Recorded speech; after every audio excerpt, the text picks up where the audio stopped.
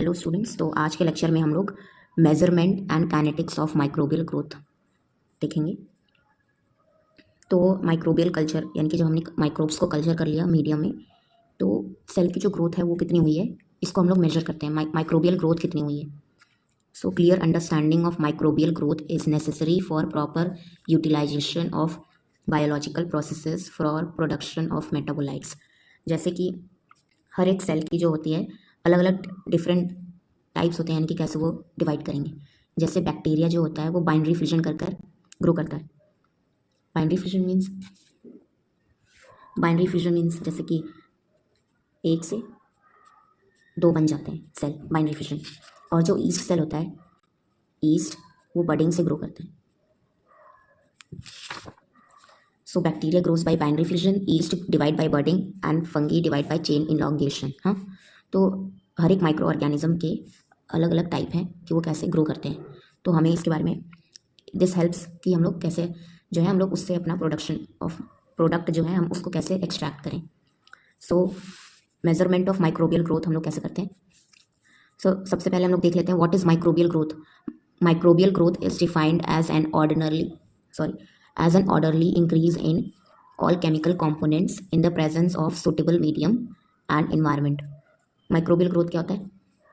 Increase in all chemical component. Chemical component मतलब cell grow कर रहा है तो केमिकल कंपोनेंट में भी इंक्रीज होगा। And in the presence of suitable medium, जो हमने मीडियम और इन्वायरमेंट प्रोवाइड किया है उसमें केमिकल कंपोनेंट जो है वो इंक्रीज होगा by the time passes. During the period of balanced growth, यानी कि एक्सपोनेंशियल फेज की बात हो रही है, log phase. Doubling of biomass वही हमारे जो मॉलिक्यूल्स हैं जैसे प्रोटीन, ये सब जो है वो डबल होते हैं ना, क्योंकि ग्रो कर रहा है cell. Is accompanied by doubling of other measurable properties of microbe such as protein, DNA, RNA and intracellular water. In general the measurement of cell mass और cell number is used for quantitative measurement of cell growth. The parameter that characterize microbial growth is the doubling time. What is doubling time?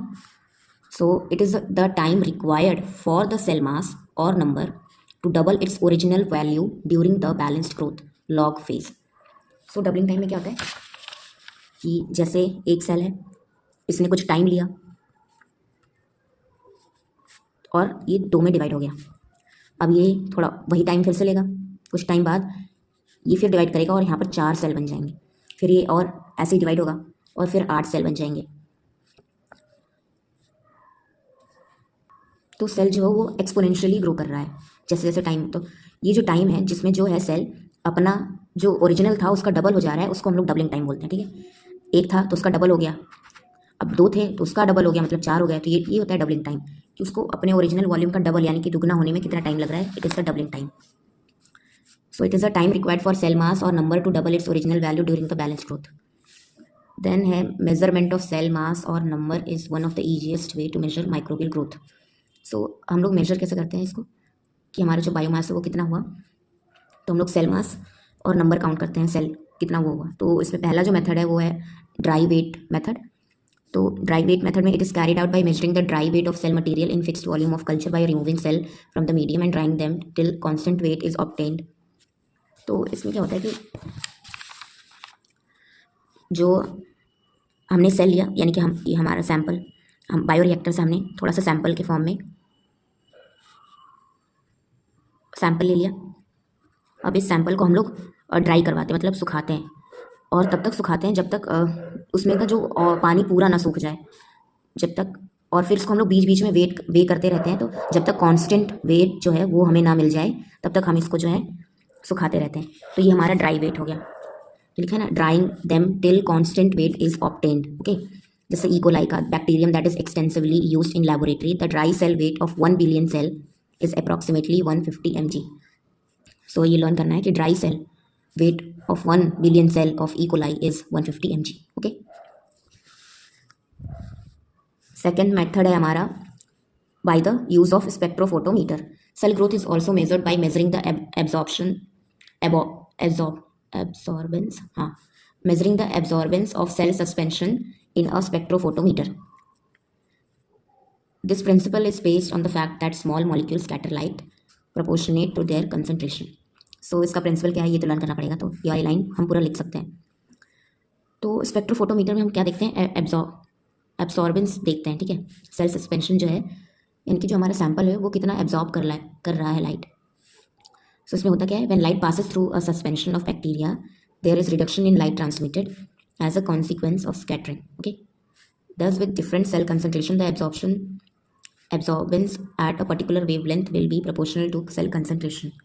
If you have strand, तो यानी कि इसमें देखते हैं कि light कितनी absorb हो रही है और कितनी एमिट हो रही है, तो उसका जो हम रीडिंग ले लेते हैं। जैसे मैं बताती हूँ आपको। सो होता क्या है इसमें कि हम अपना सैंपल लेते हैं, ये हमारा सैंपल है, ठीक है। सेल सस्पेंशन जिसमें जो कल्चर मीडिया है ना, उसमें से हम थोड़ा सैंपल लेते हैं। तो हम लोग लाइट को कॉलीमेटर, यानी कि ये सब लर्न करने की ज़रूरत नहीं है, हम लाइट को पास कराते हैं और वेवलेंथ सेलेक्टर होता है एक, वो अलग अलग टाइप की लाइट जो है वो सैंपल के थ्रू पास करवाता है। सैंपल जो है वो अलग अलग वेवलेंथ को थोड़ा एब्जॉर्ब करती है और एमिट भी करती है। तो जो एमिटेड वेवलेंथ ऑफ लाइट है वो डिटेक्टर जो है वो डिटेक्ट कर लेता है और यहाँ पे डिजिटल के फॉर्म में उसको डिस्प्ले कर देता है। तो हम लोग ऐसे एब्जॉर्प्शन चेक करके, यानी कि एब्जॉर्प्शन कितना हुआ सैंपल में, इससे हम लोग पता लगा सकते हैं कि हमारा जो सेल कंसंट्रेशन है वो कितना है। सो ये एक स्पेक्ट्रोफोटोमीटर है। यहाँ पर हम लोग अपना सैंपल जो है वो लोड करते हैं और ये मशीन में यहाँ पर डिस्प्ले हो जाता है कि एब्जॉर्प्शन जो है वो कितनी हुई है। तो स्पेक्ट्रोफोटोमीटर में सिर्फ इतना ही इंपॉर्टेंट है कि वो मेजर करता है एब्सॉर्बेंस ऑफ सेल सस्पेंशन और इसका प्रिंसिपल क्या है। तो it is based on fact that small molecules scatter light proportionate to their concentration. और इसमें होता क्या है ये एक्सप्लेन किया गया है इस पैराग्राफ में, ठीक है। नेक्स्ट है apart from the methods described, यानी कि ऊपर जो दो मेथड हमने पढ़ लिए, एक ड्राई वेट मेथड और एक स्पेक्ट्रोफोटोमीटर। नाउ अदर जो हम लोग यूज़ कर सकते हैं वो है measurement of weight of cell. वहाँ पर हम लोग ड्राई वेट कर रहे थे, यहाँ पर वेट वेट कर लेते हैं। Turbidity measurement, ATP measurement, viable plate count, colony forming unit और CFU। So what is the full form of CFU? Colony forming unit and use of coulter counter, okay. So ये हम लोग अगर question पूछेगा कि what are the methods of measurement of cell number और cell mass, तो ये हम बता सकते हैं, ठीक है। हमने कितने पढ़ लिए, एक dry weight, then spectrophotometer, measurement of wet weight of cell, turbidity measurement, ATP measurement, viable plate count और कॉल्टरमीटर, ठीक है। कॉल्टरमीटर इंपॉर्टेंट है। कॉल्टरमीटर, सो क्वेश्चन पूछता है कि what is coulter meter? Coulter counter. तो coulter counter is an electronic instrument and is use to direct counting of microbial cells in suspension. इसमें पता है ये इलेक्ट्रॉनिक इंस्ट्रूमेंट है और ये पता है डायरेक्ट काउंटिंग कर देता है कितने माइक्रोबियल सेल, यानी कि सेल कितने हैं total in the suspension. In a Coulter counter the cell are made to pass in a single file through electrical field and electrical impedance thus generated is recorded. तो counter में क्या होता है कि इलेक्ट्रिकल फील्ड में जो cell है उसको हम लोग पास करवाते हैं। तो जैसे कि हमने फिजिक्स में पढ़ा है ना कि रेजिस्टेंस क्या होता है, तो रेजिस्टेंस रुकावट जो होता है इलेक्ट्रॉन का रेजिस्टेंस वो होता है, ठीक है। तो इसमें भी यही होता है कि जो सेल है जब वो इलेक्ट्रिकल फील्ड में पास कराया जाता है तो इलेक्ट्रिकल फील्ड में रुकावट पैदा होती है, तो जो इलेक्ट्रिकल इम्पिडेंस मिलता है, यानी इम्पिडेंस वही होता है रुकावट, ठीक है। तो उसी को रिकॉर्ड किया जाता है और वो हमें सेल काउंट करके देता है। सो जब क्वेश्चन पूछेगा तो हमें ये पूरा पैराग्राफ लिख देना है कि what is counter and how it works. So अगले वीडियो में हम लोग growth kinetics and specific growth rate देखेंगे। Thank you.